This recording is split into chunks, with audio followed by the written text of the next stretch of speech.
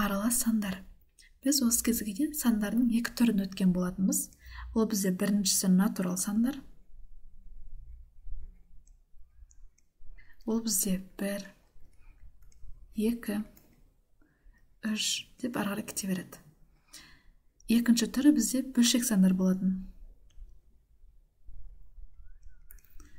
Ол бізде мысалға 4-тен 3, 5-тен 2 деген сияқты ары қарай кете береді.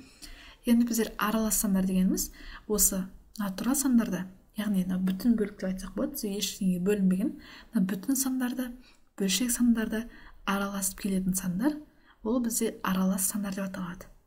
Мысалға, астыңғы шеңберде бізде екі тал, мысалы пицца деп елестек, екі пицца бар, және үшіншісінің 8-ден 6 бөлігі ғана бар.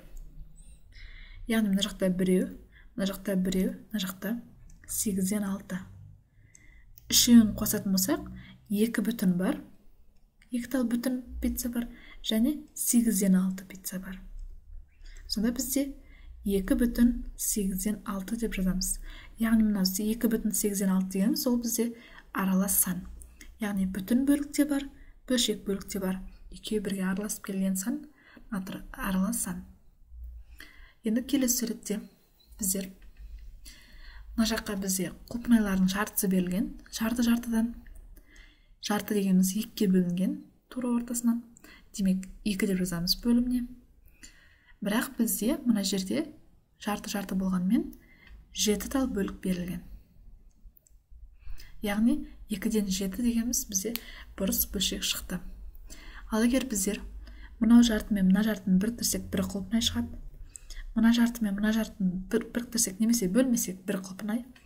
Мына мен мынаны біріктірсек, бір құлпынай.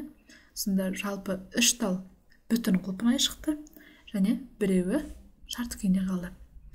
Демек 3 тал бүтін құлпынай бар, және жарты дегеніміз 2 бөлікке бөлініп, біреуін алдым деген сөз. Сонда біздер мынау бұрыс бөлшек, мынау бізде аралас сан, екеуі бір нәрсені білдіріп тұр. Сонда біздер бұрыс бөлшекті енді аралас сан түрінде жаза аламыз. Сонда біздер аралас санды қалай бұрыс бөлшекке айналдырамыз, немесе бұрыс бөлшекті қалай аралас санға айналдырамыз, оны біздер келесі сабақта өтетін боламыз.